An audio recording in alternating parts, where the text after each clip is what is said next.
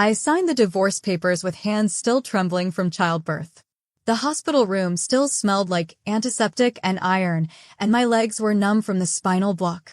I remember thinking it was poetic, how the pain left my body only to settle permanently in my chest. He didn't even look at our son. Just dropped the envelope on the tray table next to my untouched broth and said, "You should read it when you're clear-headed." Clear-headed. As if you could be clear-headed when your body was still bleeding out everything it used to be. I didn't cry. Not then. My eyes were too dry, too wide. I remember nodding and whispering, "Okay," as if that tiny word might soften his exit. But the door still clicked shut with the same finality a coffin does. It was a sound I would replay in my mind for months, so small, so casual, so devastating. Our son, only a day old, let out a soft sigh in the bassinet beside me. His little fingers curled toward nothing. I reached for him with my left hand, my ring finger still bruised where the band used to be. They say trauma makes you remember odd details. I remember the draft from the window more than the words on those pages. I remember the way the ink smudged from my fingers, not tears. I didn't weep when I signed them. My pain was too raw for sound, too recent for drama. I just pressed the pen to the line where it said Lien Su and felt a piece of myself vanish.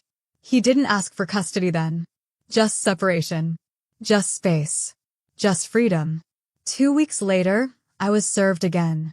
This time, for joint custody. It came wrapped in pleasantries, how he wanted to be a good father, how Leo deserves both his parents. I almost believed it. Almost. Rin always had a way of saying things like they were gifts, when really they were weapons. He smiled when he handed me those papers, like it was an olive branch. But the clause about decision-making rights, the one that gave him authority over Leo's schooling, medical care, even international travel, wasn't an oversight. It was strategy. My mother warned me. She said, "A man like Rin doesn't let go of anything he thinks he owns." I had laughed then, exhausted, holding Leo against my chest while his breath tickled my collarbone. I didn't know he meant to include our son in that category. We moved through mediation like strangers passing on a rainy street, eyes down, voices calm. I'd sit across from him, watching him speak about Leo with detachment, calling him the child or the minor. Never our son. Never Leo. He made it sound like a business transaction. Because it was. He didn't want to be a father. He wanted the illusion of one. For his business partners, his image, his ambitions. I was just the complication he wanted to erase cleanly. The birth had been a nuisance to him, a delay in his quarterly goals. He said it once during an argument, when he thought I was too tired to register the cruelty. "I should have waited until after the fiscal year to get you pregnant." But I remembered. I remembered everything. There were moments I looked at him and tried to understand how I ever loved him. Was it his voice? The way he used to call me Lee like it meant something? Was it the way he kissed my forehead like I was delicate, not weak? Maybe I just loved being chosen, before I realized what that meant to a man like him. I didn't fight the joint custody. Not then. I told myself I needed time and money and a plan. That if I was civil, he might remain civil too. That if I showed him I was reasonable, he wouldn't hurt us. I hadn't yet learned that some men only see kindness as a crack in your armor. The first time he took Leo for a weekend, I packed an entire suitcase. Diapers, toys, his favorite storybook, the blue blanket with the stitched moon. I wrote a list of feeding times, sleeping schedules, things he liked and things that calmed him when he cried. Rin left the suitcase in the trunk of his car all weekend. When he brought Leo back, he was sunburnt, dehydrated, and wearing someone else's clothes. I asked what happened. He said, "Don't be dramatic." He was fine. Then turned back to his phone before I could answer. I stood there, holding my son, his skin hot, his eyes swollen, and something inside me split. But I still said nothing. I wanted to believe this was temporary. That Ren would grow into fatherhood, like some men do. That he was just scared or unprepared. That if I showed him grace, he might find a shred of humanity again. I was still naive then. Hopeful. Tethered to a version of him that had never truly existed outside my fantasies. One night, a month later, he came to pick up Leo and lingered in the doorway. Said his investors were coming into town, that he wanted to bring Leo to a dinner to show he was serious about family. He laughed when he said it, like it was some inside joke. I laughed too, but mine was hollow. I handed over my son, kissed his forehead, and watched the taillights disappear into the night. I didn't know it then, but I was handing him over to be used. Again. And this time, it wouldn't be for dinner. It would be for sale. Ren always knew how to hold a baby for the camera. His fingers too stiff, too posed. A smile that pulled only at the corners of his mouth. He'd lift Leo under the arms and settle him onto his lap just long enough to snap a photo. Then hand him off to the nanny like he was returning a borrowed item. But the image lived on, online, in glossy business brochures, in interviews where he spoke of balancing fatherhood and leadership with grace. People praised him. Called him a modern man, a visionary. They shared his posts. Left comments about how rare it was to see a CEO prioritize his child. But they didn't see the way Leo's eyes searched the room for me every time. I was always just off frame. One evening, I showed up at a shareholders' banquet to drop off Leo after Ren claimed he had no time to pick him up. I should have said no, but I hadn't yet learned how to say no to Ren and mean it. I dressed Leo in the little gray suit Ren had mailed over, ignoring the fact that it still had the tags on. I showed up holding him on my hip, breath tight, heels clicking too loud in the marble-floored lobby.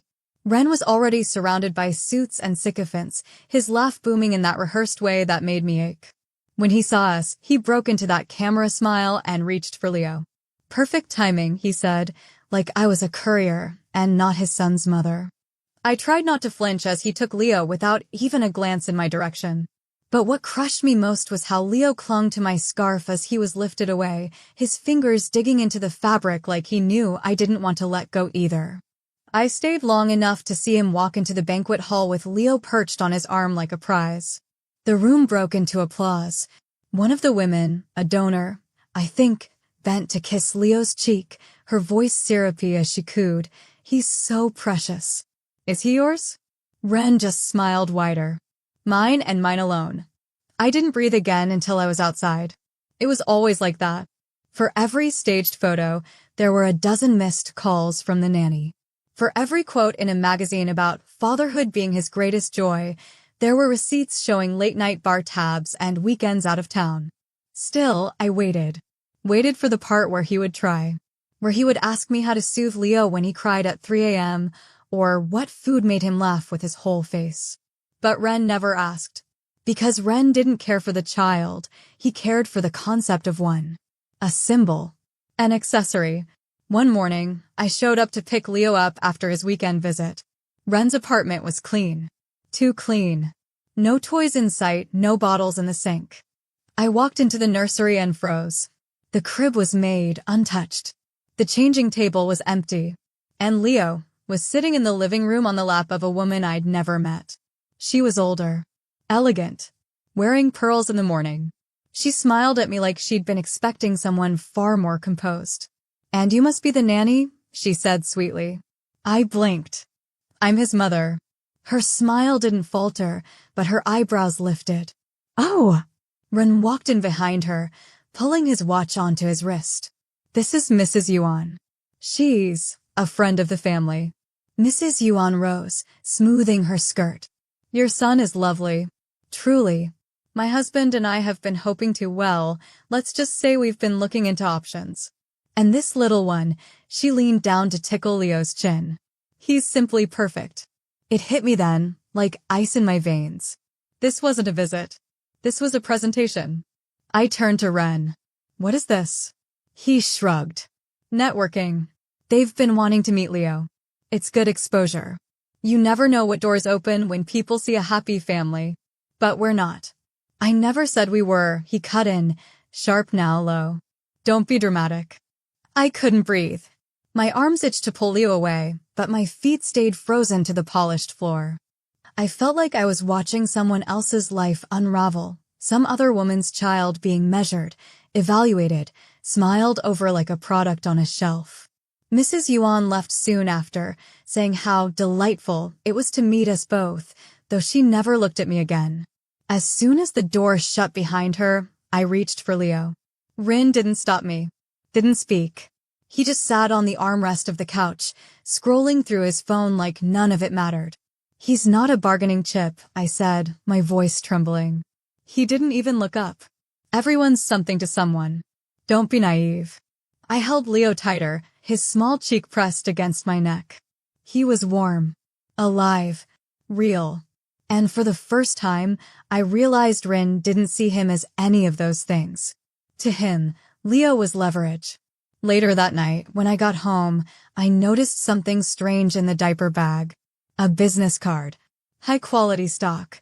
Embossed edges. Yuan Holdings. Private Family Investment Office. I stared at it for a long time. My fingers shook, not from fear, but from fury. He wasn't parading Leo for status. He was testing the waters. The crib was empty. It was the first thing I noticed when I walked into the apartment that Monday morning. Leo's blue whale plush was on the floor. His bottle sat untouched on the coffee table. The sunlight poured in through the gauzy curtains like it always did, but something in the air was wrong. Hollow. Too still. I called out his name once. Then again, louder. Nothing. My chest tightened. I moved room to room, checking corners I knew he couldn't possibly crawl to. The bathroom, the kitchen. Even the balcony, though the door was locked. The silence pressed in like a scream that wouldn't leave my throat. When I finally reached for my phone to call Rin, my hands were already shaking. No answer. I tried again. Voicemail. The nanny's number went straight to dead air. I don't remember grabbing my keys. I don't remember the drive across the city. Just the sharp turns, the screech of tires, the honking horns I didn't hear. I only remember the way my vision tunneled when the security gate of Ren's building refused to open without clearance. I told the guard I was the mother. I told him my son was in there. He looked at me like I was crazy. Then he opened the gate. Ren's penthouse was spotless, like always. Artificial perfection. A vase of lilies sat on the kitchen island, open like mouths mid-scream. I found him in his office, lounging on the leather couch with a tumbler of something amber in his hand, as if it were any other day. I didn't speak, just stood in the doorway. He looked up, eyes bloodshot, mouth slack. "Oh," he said, like I'd startled him. "You're here. Where is he?" My voice sounded foreign, like it belonged to a woman who had seen too much and survived too little. He blinked slowly. Gone. It took a second for the word to land. I stepped forward. Gone where? Ran down the rest of his drink in one swallow. It's done. No need to make it dramatic.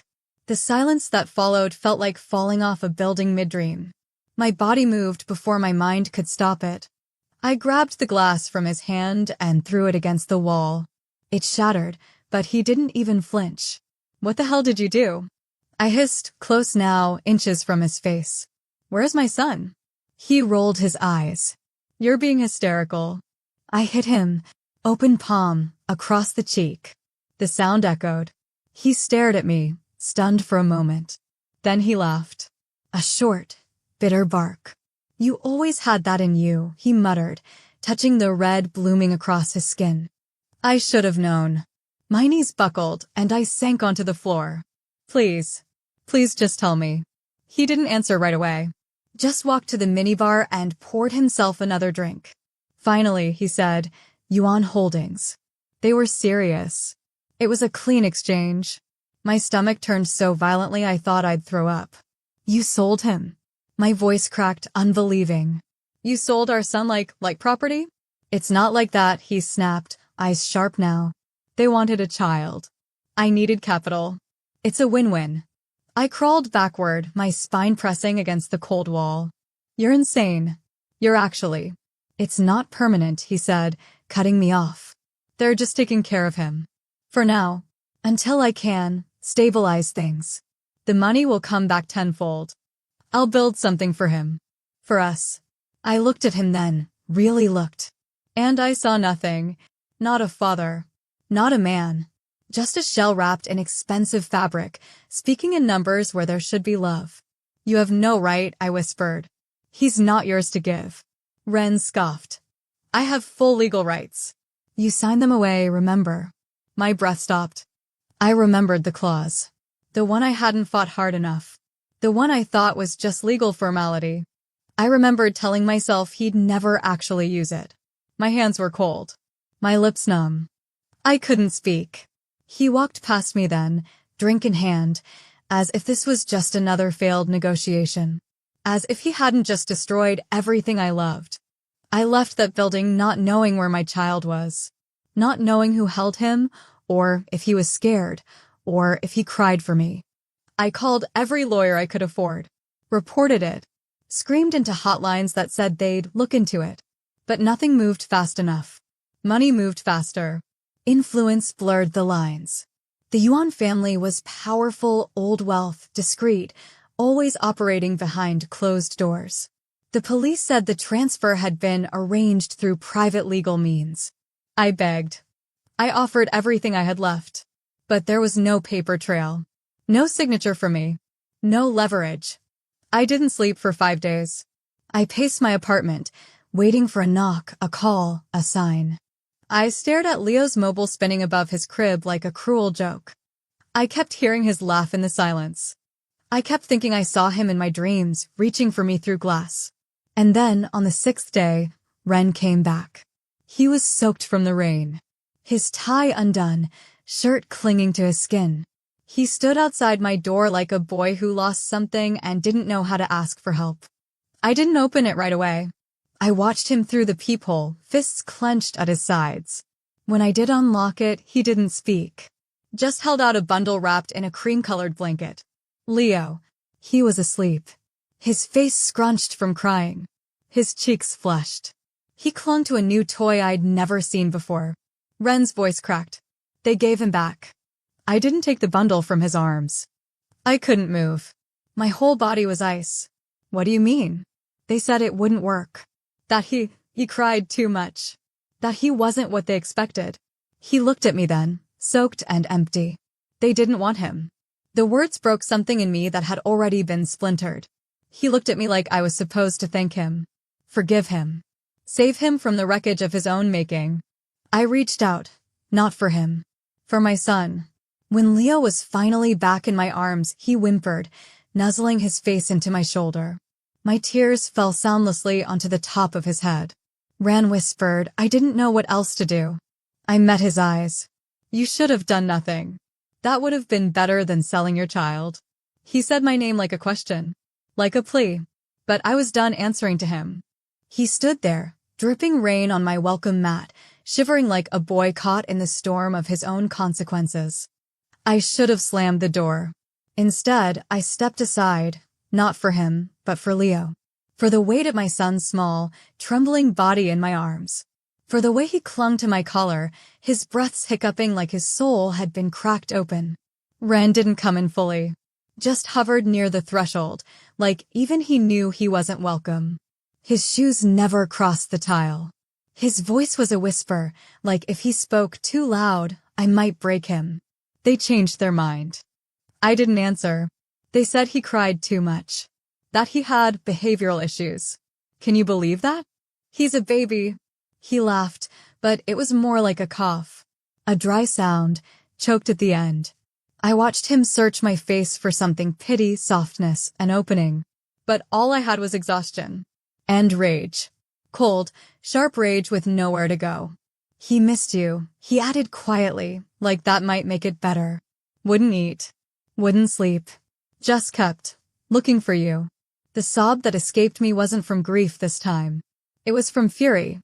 I pressed my lips to Leo's damp forehead and inhaled him like I could breathe him back into safety. I walked past Ren without saying a word, carried my son into his nursery, and sat in the rocking chair until he finally fell asleep. I watched his face settle into dreams, his fingers twitching against my shirt. And I promised him, silently, fiercely, that no one would ever take him again. When I returned to the door, Ren was still standing there. I crossed my arms. Why did you do it? He shrugged, like it didn't matter anymore. They made an offer. It was generous. It would have secured everything. The company, the expansion. I thought. You thought selling your son was logical, I snapped. You thought he was a transaction. His eyes flicked away. You make it sound. It is that simple, I cut in. You sold him. You handed over a screaming baby to strangers for money. What part of that doesn't sound as awful as it is? He winced. You don't understand the pressure I'm under. The things I've sacrificed. Oh, I understand, I said, stepping closer now, voice like ice. I understand perfectly. You sacrificed your child. That wasn't pressure. That was choice. He opened his mouth to speak, then closed it. His jaw clenched. Rain still trickled down his collar. I brought him back, he said at last, voice low, almost pleading. No, I said. They rejected him. You didn't bring him back because you loved him. You brought him back because you had nowhere else to put him. That landed. I saw it. The way his shoulders sagged. The way his eyes glossed over. I turned toward the door. You should leave. He reached out, fingers twitching like he wanted to touch me. Leave, please. I didn't mean. Don't call me that, I snapped, sharper than I meant to. You don't get to use that name anymore. He stood there for another moment, helpless. Pathetic. Like the empty suit he truly was. For the first time, I saw him without any of the charm, the polish, the charisma. Just a man who destroyed everything he touched. I didn't know what else to do, he murmured again. I looked at him then. Really looked. And said the words I had swallowed for years. You should have done nothing. That would have been better than what you did. I shut the door slowly. Not a slam. Not a statement. Just the end of a conversation I never wanted to have again. That night, I sat beside Leo's crib, watching him breathe. I touched his hand, so small and soft, and wondered how many times he cried in someone else's arms, wondering why I hadn't come. I wept silently. Not for Run. Not even for myself. But for the piece of innocence stolen from a child too young to understand what had been done to him. The next morning, there were a dozen messages from Run. All variations of apology. Of desperation. Of self-pity. I deleted each one without opening it. I wasn't ready to fight. But I was ready to begin. He used to tell me I looked prettiest when I was quiet. Back then, I thought it was a compliment. I would sit beside him at dinner parties, wearing the soft colors he preferred, nodding politely when he spoke about market shares and mergers and his 5-year plan. When he placed a hand on my thigh under the table, it was a warning more than affection. A reminder to smile. To stay still. To stay useful. I didn't realize I'd married a man who loved me the way he loved his car, sleek, silent, status-enhancing. After he brought Leo back, I spent the nights collecting pieces of myself I hadn't seen in years. Grief comes in strange shapes. Sometimes it looked like standing in the shower until the water turned cold. Sometimes it looked like folding Leo's clothes with trembling hands, whispering, "I'm sorry," over and over, as if repetition could erase his memory of being handed away. I didn't sleep much, but I stayed sharp. I began documenting everything, every text, every voicemail, every moment Rin tried to rewrite the narrative. He started reaching out again, not to apologize anymore, but to revise. You know I was desperate, he said in one message. I was doing it for us. There was no us anymore. Maybe there never had been. I remembered the first time he told me he loved me. We were in a high-rise bar, the city glittering behind him like promise. He said it between sips of scotch, like a line rehearsed until it lost all flavor. I said it back because I wanted to believe it was true. Looking back now, I think I confused attention for affection, possession for passion. I think I mistook the way he introduced me as my wife, like a brand endorsement as proof of love. But real love doesn't come with terms and conditions. It doesn't disappear when you're no longer convenient. I started therapy. Quietly, without telling anyone. There were days I said nothing for the entire hour, just sat across from a woman with kind eyes and trembling notes. She never pushed. Just waited. Eventually, I told her everything. About the hospital bed and the ink-smudged divorce papers. About the joint custody lie. About the business card from Yuan Holdings still buried in the drawer I couldn't bring myself to touch. She asked me why I hadn't pressed charges. I stared at her for a long time. Because I was still blaming myself. Because some part of me still believed I should have seen it coming. Because I had let him win so many times before, it felt natural to lose. But that part of me was dying. Slowly, purposefully, I started collecting evidence. The silent kind. The kind that builds a case no court can ignore. And in the background, Leo began to laugh again. Not the thin, confused sound he made when Ren posed with him for photos, but full, deep belly laughter. The kind that made my ribs ache from holding him close. One afternoon, I took him to the park. He chased birds with his crooked toddler run and threw pebbles into a fountain like they were wishes. A woman sitting nearby asked how old he was. I told her. She smiled and said, "He looks like he loves you." My throat tightened. I smiled back. I didn't say what I was thinking. That he didn't just look like it, he did. And I would spend the rest of my life proving he'd never have to earn it. That night, Ren sent me a photo. It was an old picture of us. I was pregnant, standing beside him at a gala, hand on my stomach. He captioned it, "We used to be happy." I stared at it for a long time before replying. "No, you used to be in control." That's not the same thing. He didn't respond. But I knew he read it. The typing bubbles came and went. The next day, I met with a new lawyer. Not just for Leo, for myself. To challenge the custody agreement. To reclaim my rights. To undo what fear had let him take from me. The woman's name was Sume. Sharp eyes. Sharper mind. She looked at my file and said, "This is going to be brutal. Are you ready for that?" I looked at the photo of Leo the First had clipped to the front of the folder. His gap-toothed smile. The way he held his stuffed giraffe like a shield. "I'm already living through brutal," I said. "This is how I stop it." The lawyer nodded. "Then let's begin." That night, as Leo fell asleep beside me, his small fingers wrapped around mine, I realized something. Ren hadn't returned my son out of remorse. He had returned him because no one else wanted the burden. But to me, Leo was never a burden. He was the first thing in my life that made me want to become someone better. I signed the papers again, but this time, they were mine. Custody modification request. Official petition to revoke shared parental rights. Motion to investigate unlawful transfer of a minor. Every page carried the weight of a war I had chosen, fully awake this time. My signature didn't shake. My hand didn't falter. I was no longer the woman who cried in the hallway of a family court while a man in a tailored suit convinced the judge I was unstable. I was no longer Mrs. Ren Liang. I went back to my maiden name, Su Lian. It felt like peeling off skin that never fit right. Like stepping out of a shadow I'd mistaken for shelter. People told me it was symbolic, but it was more than that. It was a reclamation. My name had been shortened, softened, hyphenated, hidden. Now it was mine again. Fully. Without apology. Ren didn't take the filing well. He showed up at my building the day after he got served. Not yelling. That wasn't his style. But with that smirk I remembered from the early days, like he still believed he could charm the truth back into silence. "This is just theater," he said. "You know that, right? You're not going to win." I didn't answer. I didn't invite him in. He leaned on the railing beside me. It's not good for Leo to see this kind of conflict. I looked him in the eye. "You mean consequences?" His jaw tensed. "You're weaponizing him."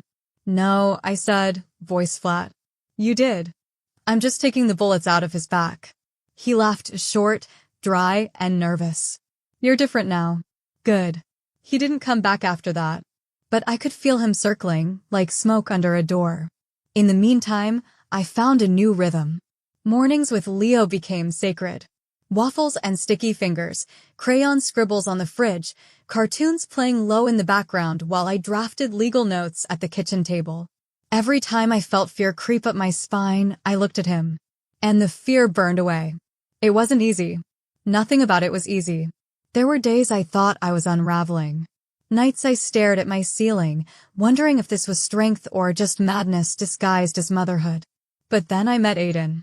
He was a lawyer in May's firm. Quiet, methodical, the kind of man who asked questions and actually waited for the answers. He wasn't assigned to my case, but he heard about it in the hallways. One afternoon, I found him reading Leo's file, not out of obligation, but out of interest.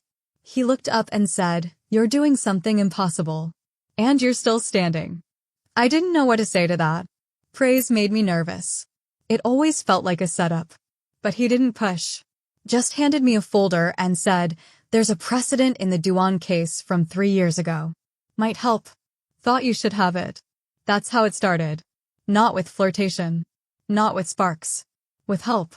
Genuine, quiet help. The kind that makes you feel less alone without demanding anything in return.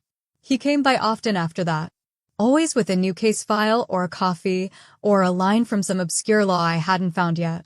He never crossed the line. Never asked about Ren. Never looked at Leo like a puzzle to be solved.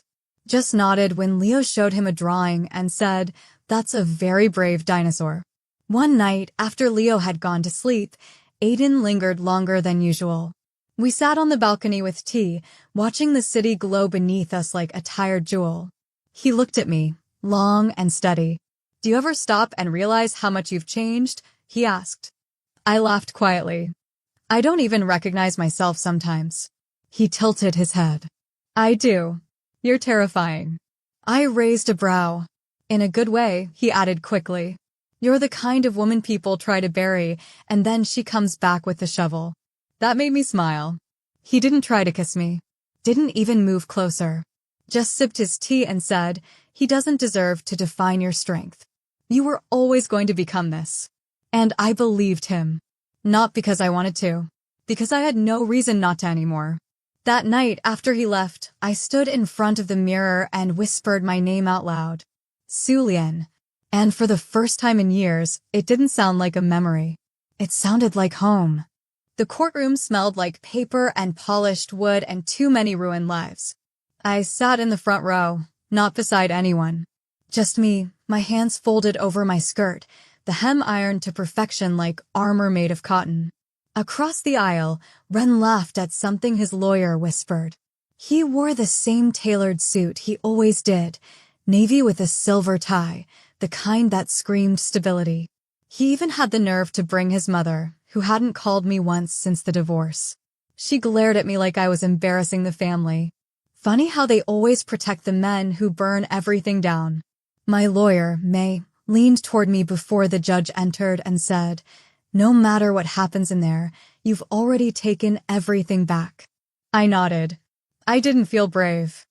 I felt hollow, like everything I was had been poured into Leo and there was nothing left but breath and skin.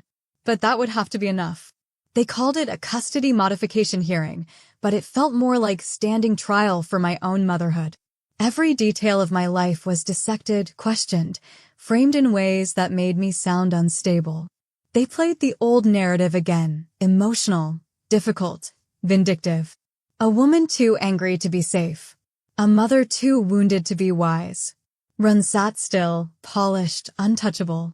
He called me, Lee, when he took the stand, said it softly, like we were still close. "I worry about her mental state," he said, hands folded. "She's always been fragile." Fragile. That word echoed in my ribs like a slap. He told the judge I had a history of emotional volatility, that I once refused to let him see Leo for a week out of spite. He didn't mention it was after I found out he'd left our son in the care of a woman who didn't know his middle name. He brought up my therapy sessions. Said it showed I was in need of support, like seeking help was weakness. I kept my face still. May told me not to react, no matter what. "Let the truth be ugly," she said. "But let it be theirs, not yours." Then it was my turn. I didn't cry. Not even when they brought out the photos, the staged family ones Ren used for investor packets. I told the judge exactly what happened. The illegal handover. The money trail. The business proposal that listed Leo under family equity positioning. I showed them the card from Yuan Holdings. The withdrawal records. The messages Ren sent me after they gave Leo back. One of them said, "It wasn't personal. Just business." When I read that aloud, the room went still. But I wasn't done.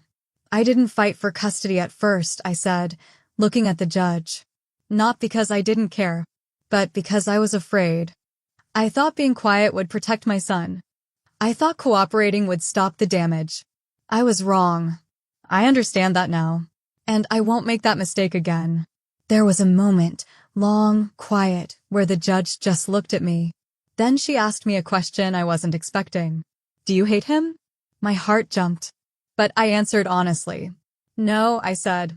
Hate would mean he mattered that much. He doesn't. My son does. When it was over, they called a recess. I stepped outside and sat on the bench beneath the courthouse steps. The sky was pale blue, the kind that feels stretched too thin over everything. I watched leaves fall from a tree like old promises. Aiden found me there, his hands in his coat pockets, his gaze gentle. I heard you were terrifying, he said with a soft smile. I shrugged. Just honest.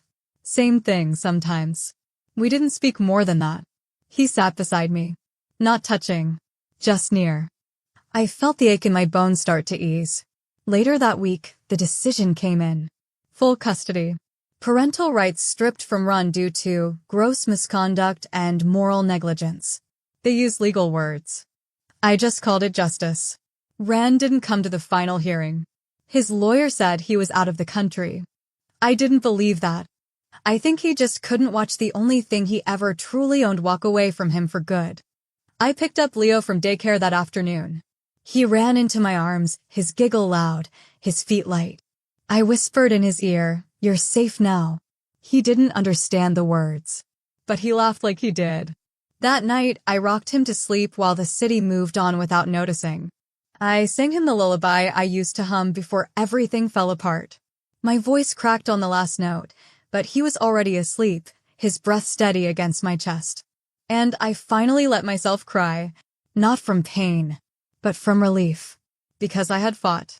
Because I had won. Because he was mine again, not just in blood, but in safety. It was a Sunday.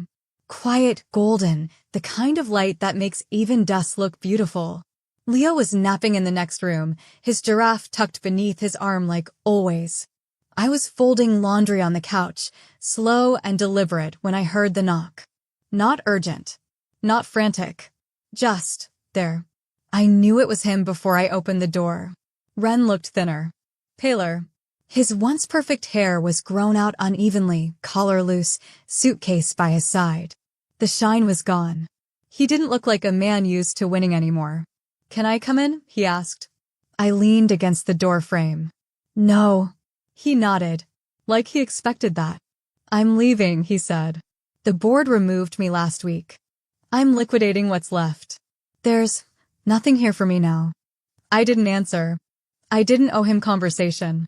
He shifted, eyes flicking over my shoulder like he was searching for a trace of the life he used to pretend to care about. I wanted to see him. I narrowed my eyes. Why? His mouth opened, then closed. He swallowed. I don't know.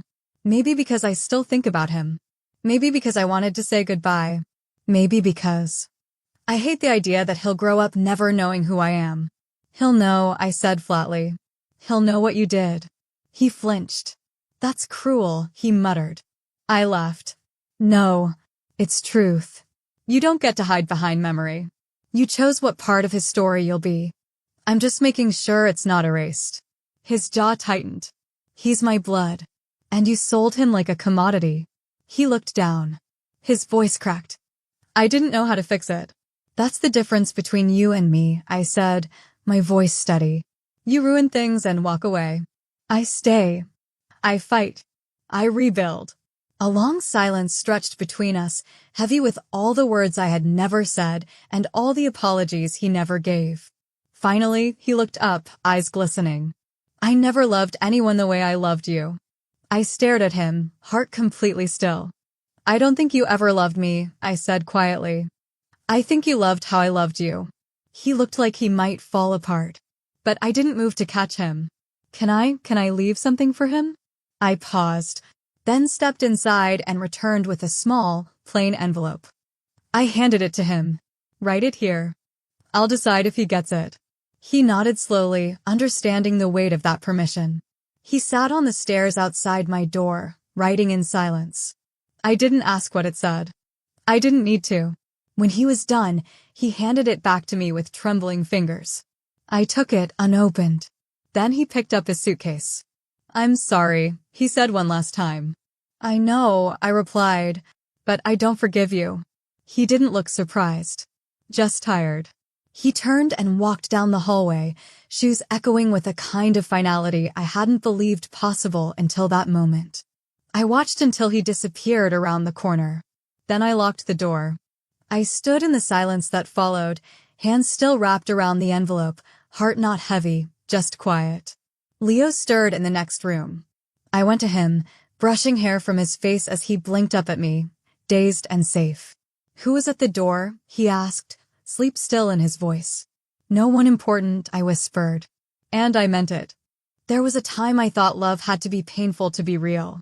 That it had to take something from you, your pride, your voice, your dreams, and leave a hollow space to prove it mattered. Ren taught me that. Or maybe I let him. But now, love feels like something else entirely. It feels like small hands tugging at my shirt in the morning, asking if pancakes can have chocolate chips this time. It feels like crayon marks on the wall, like the weight of a sleepy child against my chest as cartoons hum in the background. It feels like silence that doesn't hurt. And it feels like Aiden. He never tried to be anything he wasn't. He never tried to fix me or fill the spaces that Ren had carved out and abandoned. He just stayed. Present. Quiet. Steady.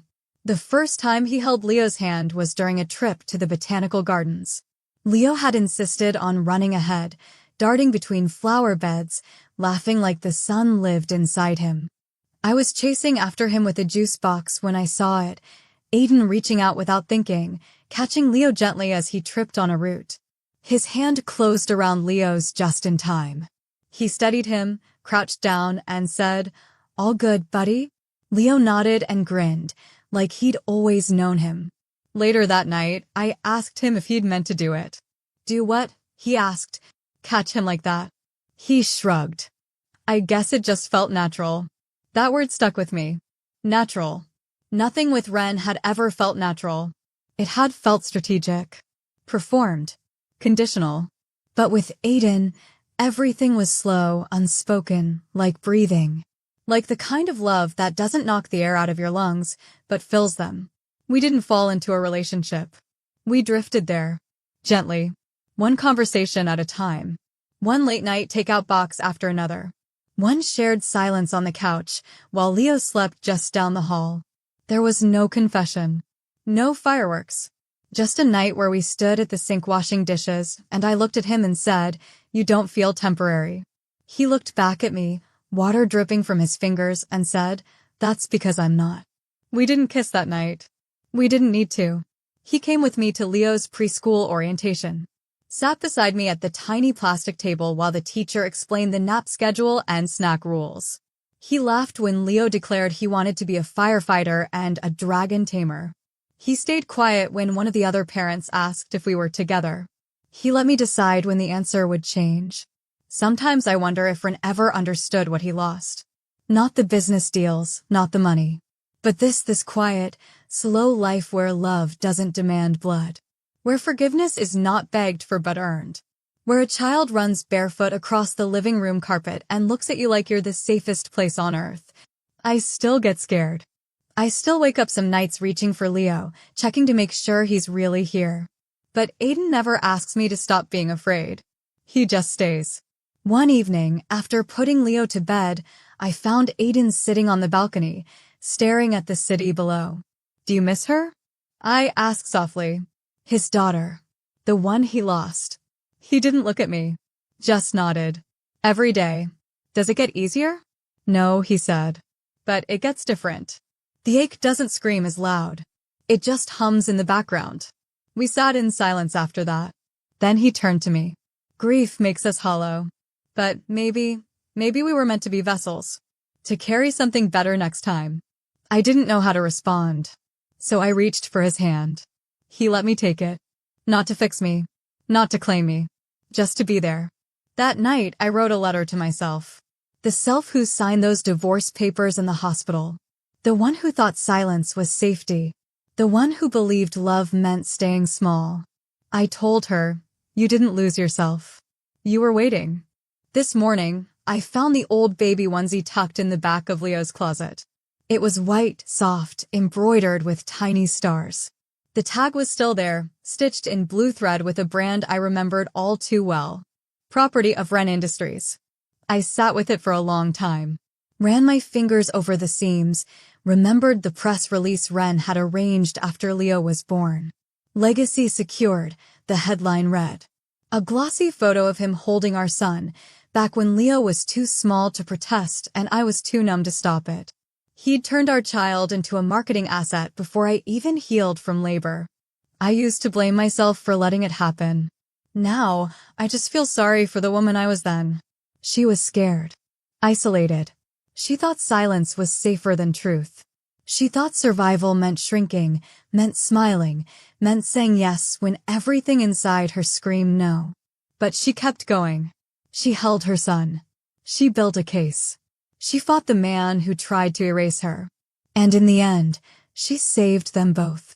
I took the onesie outside, set it in the fire pit, watched it curl and blacken as the flame caught the tag first. Property of, and then nothing. Ash. Leo came outside as the last bit of smoke drifted up.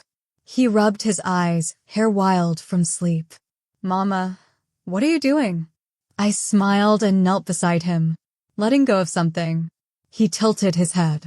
Was it bad? It was heavy. He leaned into me, arms circling my neck. You're not heavy. I laughed, heart cracking open in the softest way. Neither are you. We went back inside and made pancakes. He asked if dragons like syrup. I said probably not, but if they lived with us, they'd learn. Later that day, I went to the bookshelf and pulled out the letter. The one Wren wrote that day he left. I never opened it. I still didn't. I tucked it inside a small box and wrote one line on the lid in pen. Let him be remembered, not returned. Then I locked it away. Not because I wanted to forget, but because some things deserve to stay closed. Leo is 5 now. He knows his father's name. He knows I loved him once, and that love can rot if you let it go too long without truth. He knows he was once held by people who didn't understand him, but that I came back. That I always came back. He knows his name is his. Not a brand. Not a business. Not a bargaining chip. Just his. At night, when I tuck him in, I whisper the same thing I always do. You are not for sale. You are not for sacrifice. You are not what he made of you. And he whispers back, I know. Aiden moved in last spring. He never tried to replace anything. He just stayed. He's the one who walks Leo to school when I'm late. Who fixes the leaky faucet without being asked? Who tells me I'm enough on the days I feel like fading? We're not a picture-perfect family. We're something else. Something better. I've stopped trying to make it look easy. Some stories don't end with grand gestures. Some end quietly, with a child's laughter, a man humming while he cooks, and a woman folding away the version of herself who didn't believe she'd make it here. This is my ending. Not because the pain is gone, but because it no longer owns me.